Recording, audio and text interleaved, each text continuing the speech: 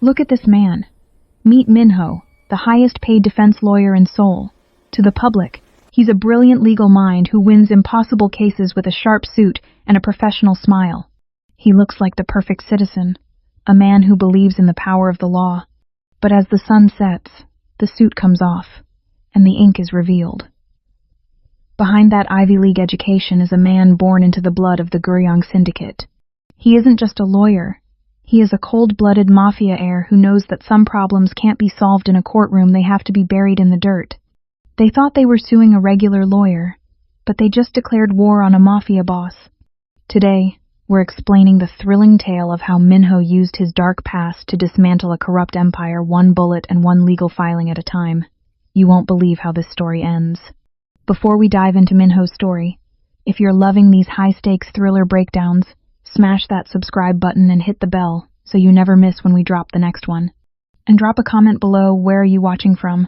I want to know if you're Team Solve It Legally or Team Mafia Justice. Now, let's get into Chapter 1. The courtroom fell silent as Minho buttoned his charcoal suit jacket and approached the bench. Every eye in the packed gallery watched him, the prosecutor, who'd never lost a corruption case until today, the jury who'd deliberated for 6 hours, and his client, the CEO of Hansung Industries, whose hands had finally stopped trembling. Your Honor, Minho said, his voice smooth as silk over steel. The prosecution has built their entire case on circumstantial evidence and manufactured timelines. But the facts don't lie. He placed a leather folder on the judge's desk with surgical precision. These documents prove my client was in Singapore during the alleged transaction. Not testimony. Not speculation. Hard evidence. The prosecutor's face drained of color as the judge flipped through the papers. Minho allowed himself the ghost of a smile. He'd spent 3 months tracking down flight manifests, hotel records, and security footage. The law was a game of details, and he was a grandmaster. Case dismissed, the judge declared, striking his gavel. The courtroom erupted. Reporters swarmed toward the defense table. Minho's client grabbed his hand, tears streaming down his face. You saved my life. I don't know how to thank you. Your retainer was thanks enough, Minho replied, already gathering his files. He didn't do this for gratitude. He did it because winning was the only language he understood, the only thing that proved he'd left his old life behind. Outside the courthouse, camera flashes exploded like fireworks. Minho navigated through the crowd with practiced ease, declining interviews with polite deflections.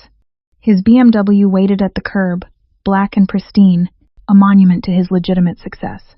The drive to his law office in Gangnam took 20 minutes. His firm occupied the 42nd floor of a glass tower that reflected the Seoul skyline like a mirror. Inside, his paralegal Minji greeted him with a tablet full of new case requests. 3 corporate clients want to meet this week, she said, scrolling through emails.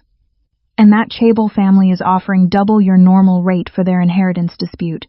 Schedule them all, Minho said, loosening his tie as he entered his private office. Floor-to-ceiling windows overlooked the city, a kingdom of steel and ambition, where he'd carved out his throne with nothing but intelligence and relentless discipline. He poured himself a whiskey, the amber liquid catching the afternoon light. 10 years. 10 years since he'd walked away from the Guryong Syndicate. 10 years since he'd sworn he'd never fire a gun again or watch a man beg for mercy at his feet. The law had been his redemption, his proof that he could be more than the monster his father had groomed him to become. His phone buzzed. A text from his fiancée, Sujin. Dinner tonight? I miss you. He smiled, typing back a reply.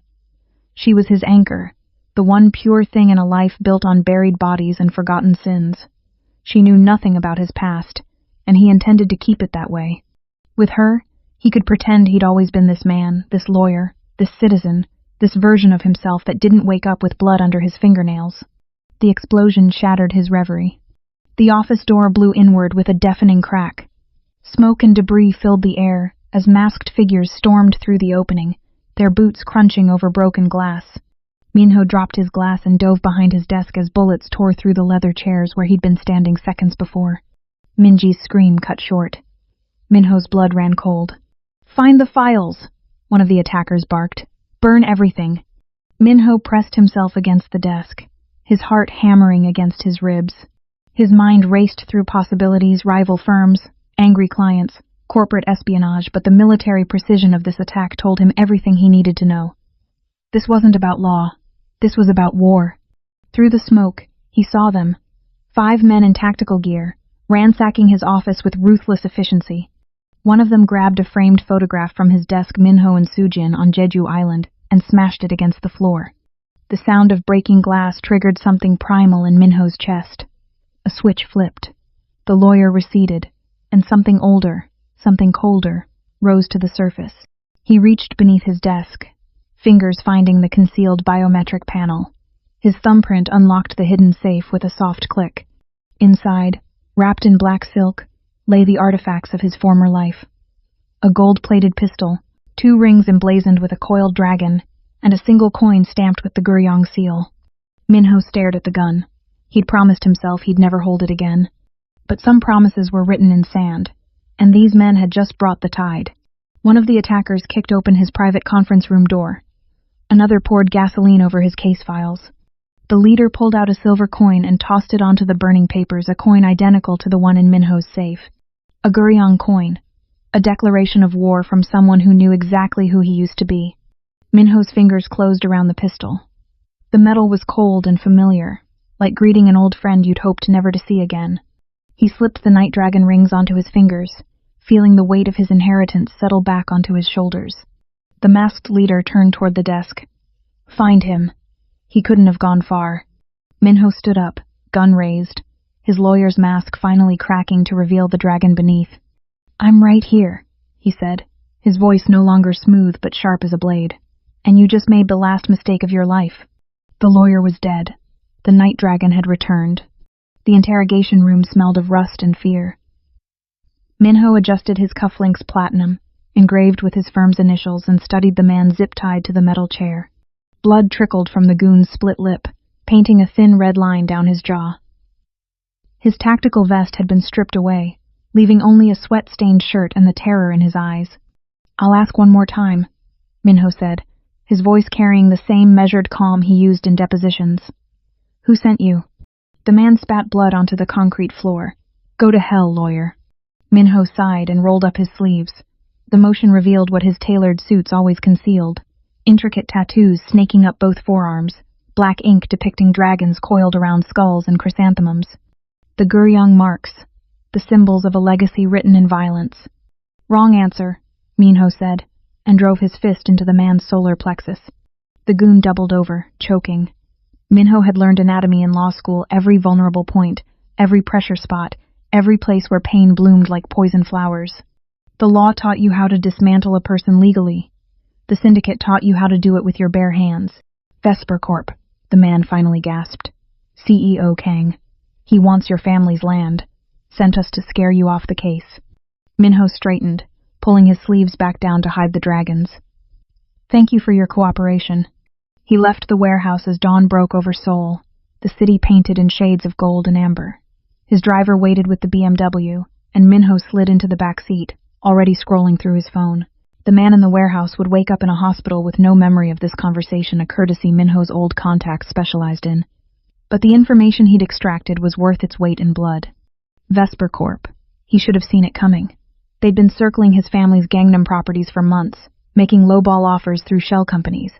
The land had been in the Guryong name for 3 generations, purchased with money his grandfather had earned through less than legal means. But ownership was ownership, and Minho had spent years legitimizing those holdings through careful legal restructuring. CEO Kang had made this personal when he ordered the hit on Minho's office, when he'd murdered Minji, who'd never hurt anyone in her life, when he'd burned files that represented years of honest work. Now, Minho would return the favor with interest. By 9 a.m., he was in a different suit, navy, pinstripe, Hermes tie, sitting across from Judge Park in his chambers.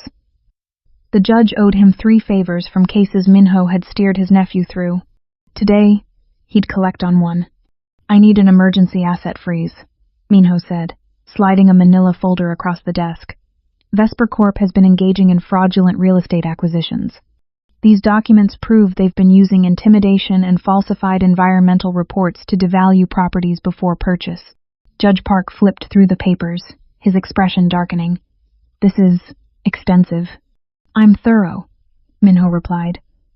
It had taken him 2 sleepless nights to fabricate the documentation, weaving truth and fiction into an airtight legal trap. Some of it was real Vesper's environmental violations, their questionable construction permits. Some of it was creative interpretation. But all of it would survive judicial scrutiny long enough to strangle Vesper's cash flow. "I'll sign the order this afternoon," the judge said. "But Minho, this is dangerous. CEO Kang has friends in high places." "So do I," Minho said, standing. "Mine just happened to operate in low places too."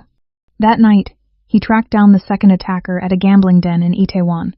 The man tried to run when he spotted Minho entering through the back door, but 2 of Minho's old syndicate brothers, men who'd served under his father, caught him before he reached the exit. They dragged him to a private room where Minho waited, the night dragon rings gleaming on his fingers. He'd changed from his courtroom attire into a black shirt, the top buttons undone, revealing the edge of the dragon tattoo that coiled up his neck. The duality was intentional. In court, he was the polished lawyer. In places like this, he was the heir. "Your friend already talked," Minho said, pouring himself a drink from the den's premium shelf. "I know about Kang. I know about the land grab. What I need now are the details: how many men he has, where they're stationed, and who else is involved." The goon's eyes darted to the 2 enforcers flanking the door. Both men had identical dragon tattoos on their knuckles, the Guryong signature. "You're supposed to be out," the goon whispered. "Everyone said the heir went straight, that you'd never come back." Minho took a sip of whiskey, savoring the burn. "I tried retirement. Turns out I'm terrible at it." By midnight, he had a complete breakdown of Vesper's private security network, their safe houses, and most importantly, proof that CEO Kang had ordered the office hit directly. The goon sang like a canary once Minho's men started breaking fingers. It was efficient, clinical, the kind of interrogation that left no permanent damage but maximum information. Minho drove home as the city slept, his mind already 3 moves ahead. The asset freeze would hit Vesper's accounts at 9 a.m., crippling their ability to move money or pay their mercenaries. By noon, he'd file a wrongful death lawsuit on behalf of Minji's family, a legal maneuver that would tie Kang up in depositions for months. And by nightfall, the first of Vesper's safe houses would experience an unfortunate gas leak that would send their enforcers scrambling. He parked in his building's underground garage and caught his reflection in the rearview mirror. Half his face was shadowed, the dragon tattoo on his temple, visible in the dim light. The other half was clean, professional, the face of a lawyer who'd graduated top of his class. 2 lives, 1 target. He'd spent a decade trying to choose between them. Now he realized the truth. He didn't have to choose. He could be both the lawyer who dismantled enemies in court and the dragon who burned them to ash in the streets. The suit and the tattoos weren't opposites, they were weapons, and he'd learned to wield them both with lethal precision. Minho adjusted his tie and headed for the elevator. Tomorrow, CEO Kang would wake up to find his empire crumbling from 2 directions at once. And he'd never see the dragon coming until its jaws closed around his throat. The war had begun, and Minho intended to win it on every front. The detective slammed the photographs onto Minho's desk with enough force to rattle his coffee cup. Crime scene photos, a body in an alley, throat cut, wearing the tactical vest of a Vesper Corp enforcer. The same enforcer Minho had interrogated 2 nights ago. "Care to explain where you were last night between 11 p.m. and 2 a.m.? Detective Shin asked, her voice sharp as broken glass. Minho studied the photos with professional detachment, though his mind was already racing through the implications. The body was positioned identically to how syndicate executions used to be staged: throat cut, Guryong coin placed on the chest. Someone had killed this man and dressed it up to look like Minho's work. "I was home," he said calmly. "Alone." "Convenient." Shin tossed another photo, grainy CCTV footage showing a figure in a black coat entering the alley. The build matched Minho's exactly. "We have witness testimony placing you at the scene. We have motive: the victim was identified as one of the men who attacked your office. And now we have your fingerprints on the Guryong coin." Minho's blood went cold. CEO Kang hadn't just retaliated, he'd set a trap. A perfect, legal trap that would destroy Minho using the very system he'd mastered. "I'm placing you under arrest for murder," Shin said, reaching for her handcuffs. Minho's instincts screamed. If he went into custody, he'd never come out. Vesper had police on their payroll, judges in their pocket, and enough money to ensure he'd be convicted before the trial even started. The law couldn't save him now. Only the dragon could. He moved before Shin's fingers closed on the cuffs. One fluid motion, he swept her legs, sent her stumbling backward, and vaulted over his desk. 2 uniformed officers burst through the door, but Minho was already gone, crashing through his office window in an explosion of glass.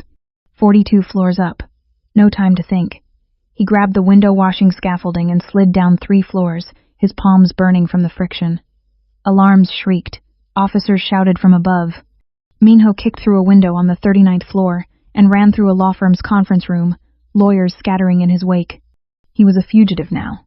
Everything he'd built, every case, every reputation, every attempt at redemption shattered like the glass raining down behind him. The safe house was a condemned building in Guryong village, the old slum his family had once controlled. Minho's phone was shattered, his suit torn, his face plastered across every news channel in Seoul. Lawyer turned murderer. The headlines screamed. Mafia heir's true colors revealed. He sat in the darkness, the gold-plated pistol resting on his knee, and made the call he'd sworn never to make. "Hyung," he said when the line connected. "I need the family." 30 minutes later, 3 black SUVs arrived. The men who stepped out wore the dragons on their skin and loyalty in their eyes, old soldiers from his father's era, brothers who'd never accepted his departure but had respected his choice. Until now. Jin Woo, his father's former enforcer, gripped Minho's shoulder. "The young master calls. We answer. What do you need?" "Everything," Minho said. "Kang has the police, the courts, the media. I need eyes on Vesper's operations, weapons, and a way to disappear long enough to prove I was framed." "Consider it done," Jinwoo replied. "But Minho, once you go down this road with us, there's no going back to that office. You understand?" Minho looked at his reflection in a broken mirror, suit ruined, tattoos visible, eyes hard as stone. The lawyer was already dead. Kang had killed him the moment he staged that murder. "I know," Minho said. "Let the dragon out." The ambush came 3 days later. Jinwoo's intel had located a Vesper supply warehouse in Hongdae, where they stored evidence and payoff money. Minho went to burn it down. Instead, he walked into a kill box. 20 mercenaries surrounded him in a rain-soaked alleyway, automatic weapons trained on his chest. The downpour hammered the pavement, turning the world into a blur of neon and shadow. Minho stood in the center, unarmed except for the rings on his fingers. The lead mercenary stepped forward, radio crackling. "Target acquired. CEO Kang wants confirmation before we execute." Minho smiled a predator's grin that had nothing to do with courtroom victories. "Tell Kang the Night Dragon sends his regards." He moved like lightning wrapped in flesh. The first mercenary went down with a shattered windpipe before his finger touched the trigger. Minho spun, using the falling body as a shield, and drove his knee into the second man's sternum. Bone cracked. The man collapsed, gasping. Gunfire erupted. Minho rolled behind a dumpster as bullets sparked off metal. Rain poured down his face, mixing with blood, some his, most theirs. He grabbed a dropped pistol and returned fire, each shot calculated and precise. 2 more mercenaries fell. The alley became a slaughterhouse. Minho fought with a brutality he'd suppressed for a decade, breaking limbs, crushing throats, moving through the enemy formation like a demon born from the storm. His suit jacket was gone, shirt torn open, revealing the full tapestry of dragons and death that covered his torso. This was who he really was. Not the lawyer. Not the golden boy. This the monster in the rain. The heir who'd learned to kill before he learned to read. A mercenary charged with a combat knife. Minho caught his wrist, twisted until something snapped, then drove the man's own blade between his ribs. No hesitation. No mercy. The way his father had taught him. When the last mercenary fell, Minho stood alone in the alley, rain washing the blood from his hands. Bodies littered the ground, 20 professional killers, eliminated by one man who'd tried so hard to be anything else. He pulled out a burner phone and dialed Kang's private number. The CEO answered on the second ring. "You made a mistake," Minho said, his voice cold as winter. "You thought framing me would destroy me, but all you did was set me free. No more courts, no more rules. Just you, me, and the dragon. You were foolish enough to awaken." Silence on the other end. Then barely a whisper. "Who are you?" Minho looked up at the rain, feeling the city's pulse around him, the same city his family had ruled from the shadows for 3 generations. "I'm the monster your mother warned you about," he said, "and I'm coming for everything you love." He crushed the phone beneath his heel and walked into the night, leaving 20 bodies and his last pretense of civilization drowning in the rain behind him. The dragon was fully awake. And it was hungry. Minho just took down 20 mercenaries in the rain and declared war on CEO Kang. But here's where things get really insane. If you're hooked on this story, do me a favor, hit that like button right now. It tells YouTube to show this to more people who love these intense revenge thrillers. Trust me, what happens next in Chapter 4 is going to blow your mind. Let's keep going. The flash drive felt impossibly light in Minho's hand, considering it contained enough evidence to destroy an empire. Jinwoo's hackers had spent 72 hours cracking Vesper Corp's encrypted servers, and what they'd found was worse than extortion or fraud. The Guillotine File documented 3 years of illegal pharmaceutical trials, experimental cancer drugs tested on homeless populations, falsified FDA reports, and a death count that read like a war casualty list. Minho scrolled through the files in the back of the SUV, his jaw tightening with each page.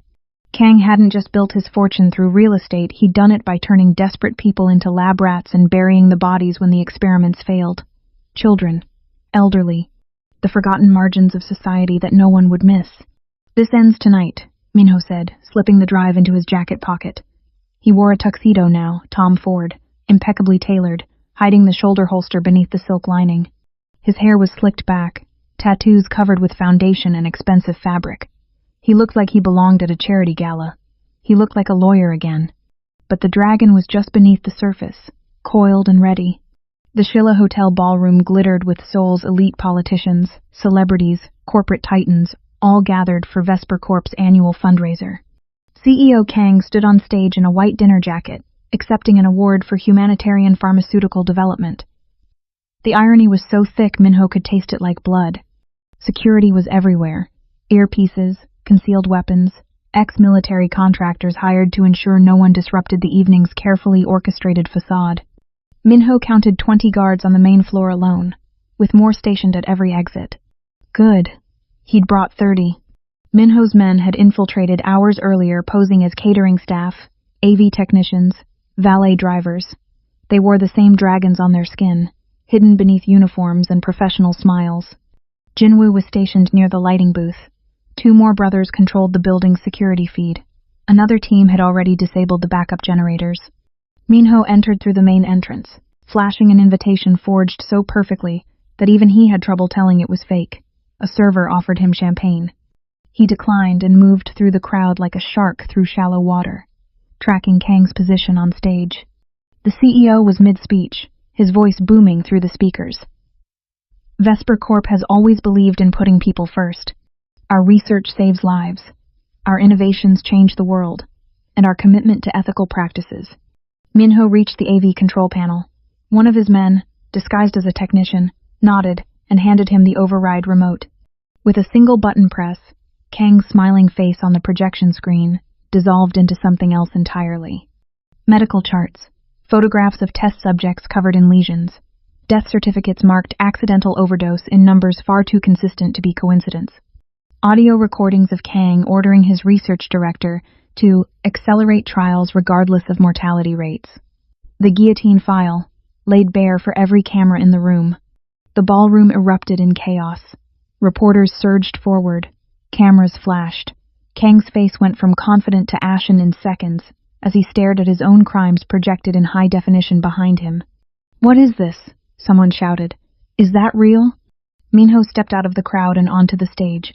Every eye in the room turned to him, the fugitive lawyer, the accused murderer, now standing in the spotlight wearing a tuxedo and a cold smile. "Ladies and gentlemen," Minho said, his voice carrying the same courtroom authority that had won him 100 cases, "allow me to introduce you to the real CEO Kang, the man who's been testing experimental drugs on vulnerable populations, the man who murdered 63 people in pursuit of profit, the man who framed me for a crime I didn't commit to silence the one lawyer who could expose him." Security rushed the stage. Kang screamed orders into his radio, but Minho's men were already moving. Jinwoo killed the lights. The ballroom plunged into darkness, lit only by emergency exit signs and phone screens. Gunfire cracked suppressed pistols, professional and precise. Minho's brothers moved through the shadows like ghosts, systematically neutralizing Vesper's security team. No civilians were harmed, Only the mercenaries who'd signed up to protect a monster. Minho grabbed Kang by his white jacket and dragged him to center stage as the backup lights flickered on. The CEO was trembling, his carefully constructed image crumbling like wet paper. Around them, Vesper's security lay unconscious or restrained, while Minho's men stood at every exit, dragons visible on their knuckles. "You thought you could bury me," Minho said, his voice low enough that only Kang could hear. "You thought destroying my reputation would be enough, but you forgot one crucial detail." He yanked down his collar, revealing the dragon tattoo coiling up his neck. "I was never just a lawyer. I was the heir to the Guryong Syndicate. And you just declared war on my family." News cameras were still rolling, broadcasting live to every channel in Korea. Minho turned to face them, making sure his next words reached the entire country. "My name is Minho, and I am the Night Dragon. Everything you've seen tonight is documented evidence of Vesper Corp's crimes. CEO Kang ordered the hit on my office that killed my paralegal. He framed me for murder to stop me from revealing his human experiments. But the truth doesn't die in the dark, it grows teeth." He pulled the flash drive from his pocket and held it up to the cameras. "This contains testimony from surviving test subjects, financial records of illegal bribes, and communications proving Kang's guilt. I'm surrendering this to the authorities, along with myself. But know this, if anything happens to me in custody, if I commit suicide or have an accident, there are 30 copies of this file ready to be released. And the Guryong Syndicate has a very long memory." Police sirens wailed outside. Minho released Kang, letting him collapse to the stage floor like a puppet with cut strings. Jinwoo and the others melted into the crowd, disappearing before the police could reach them. They'd coordinated this perfectly, the evidence exposed, the villain unmasked, and Minho positioned as the whistleblower rather than the murderer. Detective Shin entered with a dozen officers, weapons drawn. She looked at Minho, then at Kang, then at the evidence still playing on the projection screens. "You have a hell of a way of proving your innocence," she said. Minho held out his wrists for the handcuffs, but his eyes remained locked on Kang. "I learned from the best. Some lessons you learn in law school, others you learn in the streets. Tonight I used both." As they led him away, Minho allowed himself a smile. Kang was finished, his crimes exposed to the world, his empire crumbling, his freedom measured in hours. The Guillotine File would ensure life imprisonment, and Vesper Corp would be liquidated within weeks. Minho had won, not with violence alone, and not with law alone, but with the perfect fusion of both, the suit and the tattoos, the lawyer and the dragon, working in harmony for the first time. The game was almost over. Only one move remained. 3 weeks after the gala, the charges against Minho were dropped. The Guillotine File had done its work. The forensic evidence proved Vesper Corp's security chief had murdered the enforcer and planted Minho's fingerprints. The media called Minho a hero. The Bar Association debated whether to reinstate his license. Detective Shin personally delivered his gold-plated pistol back to him with a warning to stay on the right side of the law this time. But Minho knew better. There was no right side anymore. Only survival. CEO Kang was awaiting trial in a maximum security detention center. His bail denied, his assets frozen, his empire dismantled piece by piece. The prosecutors had built an airtight case conspiracy to commit murder. Illegal human experimentation, fraud, racketeering. Kang would spend the rest of his life in prison. Justice, by every legal definition, had been served. Minho should have been satisfied. The lawyer in him had won the case of his career without even entering a courtroom, but the dragon whispered something else entirely. Men like Kang didn't stay buried. They had money hidden in offshore accounts, favors owed by corrupt officials, escape routes carved through the system they'd spent decades manipulating. Prison was temporary, revenge was patient, and Minho couldn't afford to wait. The detention center's security was formidable: cameras, guards, reinforced doors designed to keep prisoners in and vigilantes out. But Jinwoo's contacts had found the weakness every prison possessed: the guards themselves. 2 of them owed gambling debts to syndicate-run casinos. Another had a sister who needed expensive medical treatment that mysteriously became affordable after a single conversation. Minho entered through the service entrance at 2 a.m., wearing a guard's uniform and carrying authorization papers that would hold up to cursory inspection but dissolve under serious scrutiny. He had 20 minutes before the shift change, enough time for what needed to be done. Kang's cell was in administrative segregation, isolated from other prisoners for his own protection.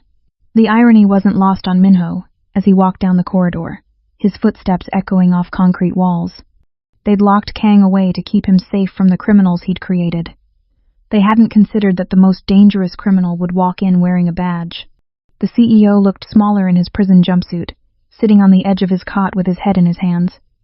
He looked up when Minho's shadow fell across the cell bars, and recognition turned his face white. "You," Kang whispered. "How did you—" "The same way you bought judges and police commissioners," Minho said, unlocking the cell door with a borrowed key. "Money opens every door. You taught me that." He stepped inside, letting the door close behind him, with a final sounding click. Kang scrambled backward until his spine hit the wall. "You're insane. If you kill me here, you'll never get out. They'll execute you." Minho smiled, the same cold expression he'd worn in the rain-soaked alley, when he'd stopped pretending to be anything but what he was. "That's the difference between us, Kang. You thought you could play at being a criminal while living a legitimate life. But you can't serve two masters. Eventually, you have to choose." He pulled out a syringe filled with clear liquid. One of Jinwoo's contacts had provided it a synthetic compound that mimicked a heart attack, undetectable in standard autopsies. The legal way to kill someone. Clean, efficient. The kind of method a lawyer might appreciate. Minho stared at the syringe, then at Kang's terrified face. The CEO would die either way, by injection or by hands. The question was, which death would bring peace? Which death would finally reconcile the two halves of Minho's fractured soul? He dropped the syringe. It shattered on the concrete floor, liquid pooling between them like spilled mercy. "I could kill you the smart way," Minho said, rolling up his sleeves to reveal the dragons coiling up his forearms. "I could make it look natural. Walk out of here and return to my office, my cases, my legitimate life." That's what the lawyer would do. He removed the night dragon rings from his pocket and slid them onto his fingers, the gold catching the fluorescent light. "But I'm done pretending to be half a man." Kang tried to scream. Minho's hand closed around his throat, silencing him. There was no elegance in what followed. No courtroom precision, no legal loopholes, just the brutal simplicity of violence that had been his first language. He didn't use the compound. He used his hands, the same hands that had signed contracts and won cases and tried so desperately to be clean. When it was over, Minho stood over the body and felt nothing. No guilt, no triumph, just the quiet certainty that some problems couldn't be solved with litigation. He left the cell, walking past the cameras he knew were already being erased, past the guards who'd been paid to see nothing. The alarm would raise in 10 minutes. By then, he'd be gone, and every piece of evidence would point to a tragic suicide. Kang had been depressed, facing life imprisonment, and had somehow acquired contraband to end his suffering. The official story would write itself. It always did. Minho drove to Namsan Tower and climbed to the observation deck as dawn broke over Seoul. The city sprawled beneath him, millions of lights flickering like distant stars, each one representing a life lived in the space between law and chaos. His city, his family's city. The kingdom his grandfather had carved from nothing, and his father had defended with blood. He'd spent 10 years running from this legacy, 10 years believing he could be someone else, someone better, but tonight had proven what he'd always known deep down. You couldn't outrun your own shadow. You could only learn to walk with it. Minho pulled out his phone and called Jinwoo. "It's done. Kang won't be testifying." "And you? What happens to the lawyer now?" Minho looked at his reflection in the tower's glass, half his face illuminated by the rising sun, the other half still shrouded in darkness. The dragon tattoo on his temple was visible, no longer hidden by makeup or professional distance. He'd stopped covering it after the gala, stopped pretending the ink wasn't part of his skin. "The lawyer dies with Kang," Minho said, "but Minho survives, both of him. He would never practice law again, not officially. The Bar Association wouldn't reinstate a known syndicate heir, no matter how many criminals he'd exposed. But he didn't need their permission anymore. He'd become something else entirely, a shadow king who ruled from the margins, dispensing justice that the courts couldn't touch, and mercy that the streets didn't deserve. Some cases he'd solve with legal filings and loopholes, others he'd solve with the dragons on his skin and the violence in his blood. The city needed both, and for the first time in his life, Minho accepted that he could be both. The sun climbed higher, painting Seoul in shades of gold and crimson. Somewhere below, police were discovering Kang's body. Somewhere else, a corrupt official was receiving an envelope containing evidence of their crimes, and a simple message, "Confess, or the night dragon confesses for you." Minho smiled and put on his sunglasses. The dragon had awakened, and it would never sleep again. Justice, he'd learned, wasn't about choosing between the law and the streets. It was about knowing when to use each and having the strength to live with both choices. He was no longer the golden boy lawyer or the reluctant heir. He was Minho, the night dragon, the man who walked between worlds and answered to neither. And Seoul would remember his name. And that's how Minho became the night dragon, a man who refused to choose between the law and the streets, and instead mastered both. If you enjoyed this story, hit that sub button, drop a comment telling me if you think Minho made the right choice, and I'll see you in the next one. Stay dangerous.